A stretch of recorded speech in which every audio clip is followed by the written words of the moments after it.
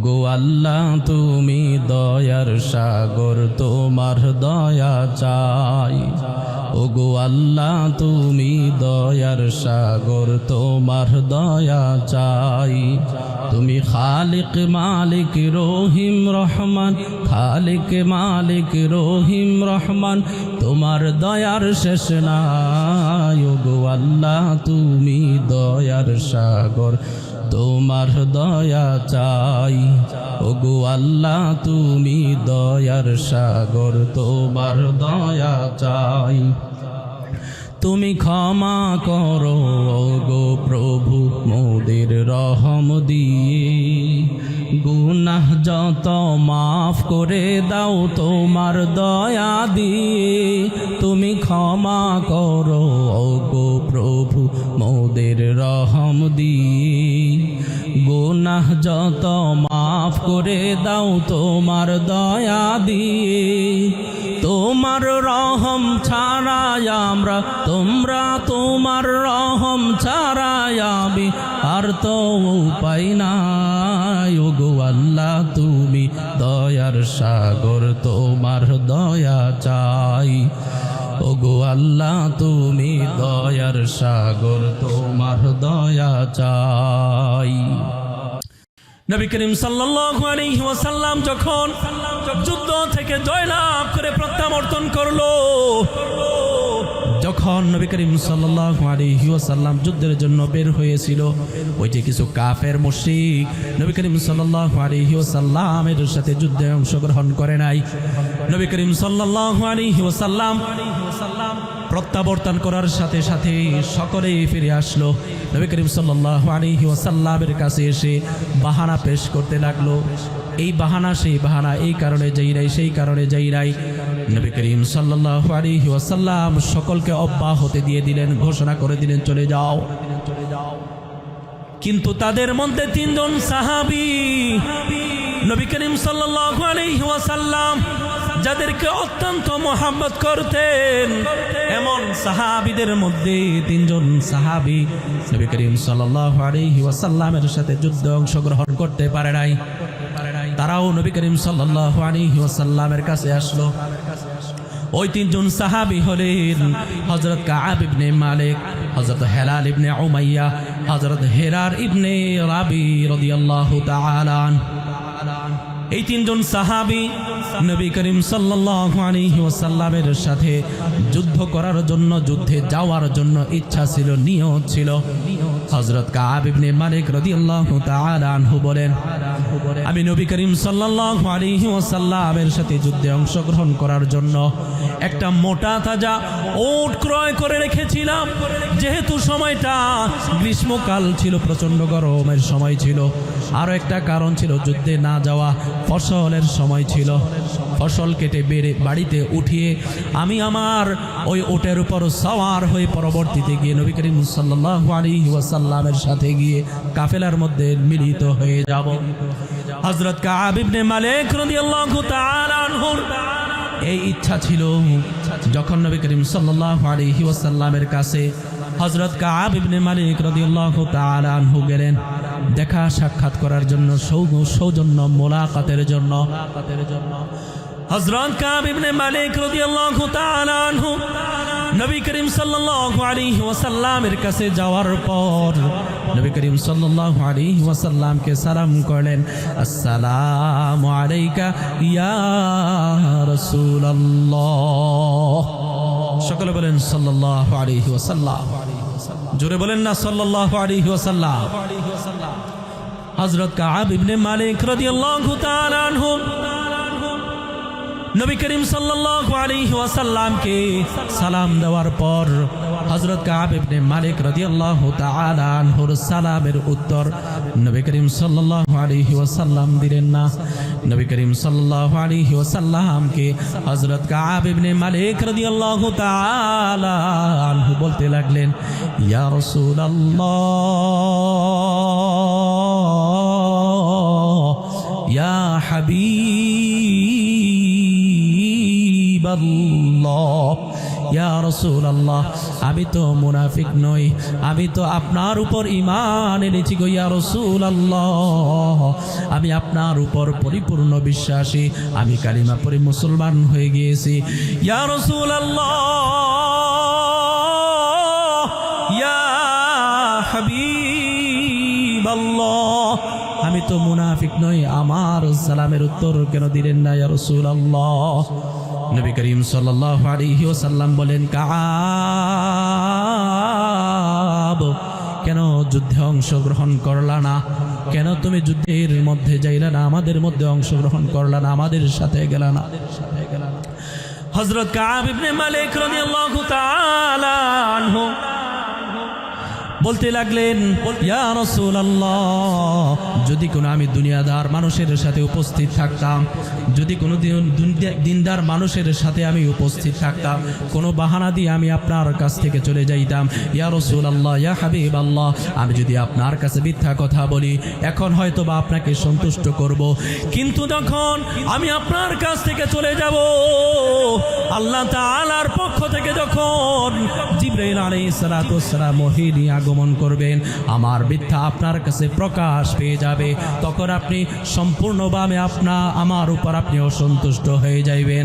রাসূল সাল্লাল্লাহু আলাইহি ওয়াসাল্লামকে বললেন, ইয়া রাসূলুল্লাহ, আমার যাওয়ার কোনো কারণ ছিল না, আমার পিছনে রয়ে যাওয়ার কোনো কারণ ছিল না, এমনিতে আমি আমার দুই সাহাবী হেলাল এবং হেরার, আমরা তিনজন বাহিরে রয়ে গিয়েছিলাম, অংশগ্রহণ করতে পারি নাই।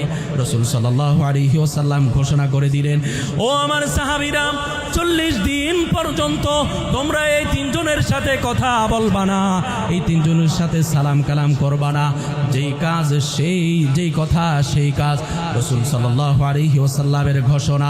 40 দিন অতিবাহিত হয়ে গেল, কেউ কারোর সাথে কথা বলে না। যখন রাস্তা দিয়ে যায়, হযরত কাব ইবনে মালিক রাদিয়াল্লাহু তাআলা আনহু বলেন, আমি রাস্তা দিয়ে আমার সাথীদেরকে সালাম দিতাম, আত্মীয় স্বজনদেরকে সালাম দিতাম, কেউ আমার সালামের উত্তর নিত না, আমার মন ভারাক্রান্ত হতো। দুনিয়া এত বড়, এত বিস্তৃত হওয়া সত্ত্বেও দুনিয়া আমাদের জন্য সংকীর্ণ হয়ে গেল। হর আইব সে হে পাক মুহাম্মদ রাসূলুল্লাহ, हर आइब से है पाक मोहम्मद रसूलुल्लाह,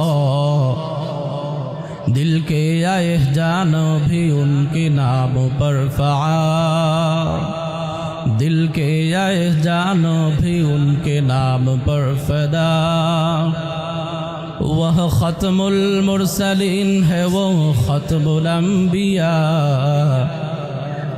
वह ख़त्मुल मुरसलीन है, वह ख़त्मुल अंबिया, वह शाफ़िई आज़म है, उनके शान है बला। उन पर दुरूद पाक में पढ़ता रहूं सदा, उन पर दुरूद पाक में पढ़ता रहूं सदा, मुश्किल घड़ी में आपने अल्लाह को पुकारा, मुश्किल घड़ी में हम भी सिर्फ अल्लाह को पुकारे, मुश्किल घड़ी में हम भी सिर्फ अल्लाह को पुकारे, जन्नत में चले जाएंगे हम तेरे सहारे, जन्नत में चले जाएंगे हम तेरे सहारे। ওগো আল্লাহ, তুমি দয়ার সাগর, তোমার দয়া চাই। ওগো আল্লাহ, তুমি দয়ার সাগর, তোমার দয়া চাই। তুমি খালিক মালিক রহিম রহমান, খালিক মালিক রহিম রহমান, তোমার দয়ার শেষ নাই। ওগো আল্লাহ, তুমি দয়ার সাগর, তোমার দয়া চাই। ওগো আল্লাহ, তুমি দয়ার সাগর, তোমার দয়া চাই। তুমি ক্ষমা করো ওগো প্রভু মোদের রহম দিয়ে, গুনাহ যত মাফ করে দাও তোমার দয়া দিয়ে। তুমি ক্ষমা করো ওগো প্রভু মোদের রহম দিয়ে, গুনাহ যত মাফ করে দাও তোমার দয়া দিয়ে, তোমার রহম ছাড়াই আমরা, তোমরা তোমার রহম ছাড়াই আমি আর তো উপায় নাই। ওগো আল্লাহ তুমি দয়ার সাগর, তোমার দয়া চাই। ওগো আল্লাহ তুমি দয়ার সাগর, তোমার দয়া চাই। আল্লাহ তাআলার কাছে লাখো কোটি শুকরিয়া যে মহান রব্বে করিম আমাদেরকে এত সুন্দর মজমা দির দ্বারা আল্লাহ পাক রব্বুল আলামিন দান করেছেন। এই জন্য সকলে মন খুলে প্রাণ খুলে কালিমাতুশ শুকুর আদায় করি আলহামদুলিল্লাহ। আল্লাহ পাক রব্বুল আলামিন জমিনকে মানুষের জন্য বিছিয়ে দিয়েছেন। আল্লাহ পাক রব্বুল আলামিন এই জমিনের মধ্যে আল্লাহ তাআলার যত সৃষ্টিকুল রয়েছে, আল্লাহ তাআলার যত সৃষ্টি আল্লাহ তাআলা সৃষ্টি করেছেন, মানুষ থেকে শুরু করে সব কিছুকে আল্লাহ তাআলা একটা নিয়মের উপর পরিচালিত করেন। ঠিক কিনা? প্রতিটা জিনিসের একটা নিয়ম আছে, শৃঙ্খলা আছে, কায়দা কানুন আছে। ঠিক কিনা? এই জন্য আল্লাহ পাক রব্বুল আলামিন মানুষদেরকে সৃষ্টি করেছেন। সৃষ্টি করে দিয়ে মানুষ কিভাবে জমিনের উপর বিচরণ করবে, জমিনের উপর কিভাবে মানুষ চলাচল করবে, জমিনের উপর কিভাবে মানুষ চলাফেরা করবে, সব কিছু আল্লাহ তাআলা কালামুল্লাহর মধ্যে এবং রাসূল করিম সাল্লাল্লাহু আলাইহি ওয়াসাল্লামের হাদিসে কারিমা দ্বারা সমস্ত উম্মতে মুহাম্মাদের মধ্যে, মানুষের মধ্যে ছড়িয়ে দিয়েছেন। ঠিক কিনা? এই জন্য আল্লাহ পাক রব্বুল আলামিন মানুষদেরকে উপদেশ দিয়েছেন, তোমরা জমিনের মধ্যে চলাফেরা করবা, তোমাদেরকে আমি নিয়ম কানুন দিয়ে দিয়েছি। আমার হাবিব রাসূল সাল্লাল্লাহু আলাইহি ওয়াসাল্লাম তোমাদেরকে রাস্তা দেখিয়ে দিয়েছেন। আল্লাহ পাক রব্বুল আলামিন বলেন সূরাতুত তাওবার মধ্যে, আউযু বিল্লাহি মিনাশ শাইতানির রাজীম, ইয়া আইয়ুহাল্লাযীনা আমানুত্তাকুল্লাহ ওয়া কুনু মা'আস সাদিকিন। আল্লাহু আকবার বলেন। আল্লাহ পাক রব্বুল আলামিন মানুষদেরকে ডেকে বলেন, হে মুমিনগণ, ইয়া আইয়ুহাল্লাযীনা আমানুত্তাকুল্লাহ, হে মুমিনগণ তোমরা তাকওয়া অবলম্বন করো, আল্লাহকে ভয় করো, আল্লাহকে ভয় করো, গুনাহ থেকে পরহেজ করো। ওয়া কুনু মা'আস সাদিকিন, তোমরা সত্যবাদীদের সাথে চলো। আল্লাহ পাক রব্বুল আলামিন মানুষদেরকে রাস্তা দেখিয়ে দিলেন, মানুষদেরকে বলে দিলেন তোমরা সত্যবাদীদের সাথে চলো, সত্যের সাথে চলো। আল্লাহ পাক রব্বুল আলামিন অন্য আয়াতের মধ্যে ইরশাদ করেন, ইয়া আইয়ুহাল্লাযীনা আমানুত্তাকুল্লাহা ওয়া কুলু কওলান সাদীদা। হে বান্দারগণ, তোমরা যখন কথা বলবে, সত্য কথা বলবে, তোমরা যখন চলাফেরা করবে, তোমরা সত্যবাদীদের সাথে চলাফেরা করবে। তোমরা এমন কোন মানুষদের সাথে চলাফেরা করতে পারবা না যারা মিথ্যার আশ্রয় নেই, মিথ্যার সাহায্য নেই, মিথ্যার সাথে মানুষ চলাফেরা করে। এমন মানুষদের তোমরা কখনো বন্ধু বানাবে না, তাদের সাথে চলাফেরা করবে না। আল্লাহ পাক রব্বুল আলামিন পরক্ষণে আল্লাহ পাক রব্বুল আলামিন বলেন, ইউসলিহ লাকুম আমালাকুম ওয়া ইয়াগফির লাকুম যুনুবাকুম। তোমরা সব সময় ইউসলিহ লাকুম আমালাকুম, তোমরা তোমাদের আমলগুলোকে ইসলাহ করো, পরিবর্তন করো, আমলকে সুন্দর করো। ইউসলিহ লাকুম আমালাকুম ওয়া ইয়াগফির লাকুম যুনুবাকুম, তোমরা গুনাহের জন্য আল্লাহ তাআলার কাছে ক্ষমা চাও, মাফ চাও। ومن يطع الله ورسوله فقد فاز فوزا عظيما।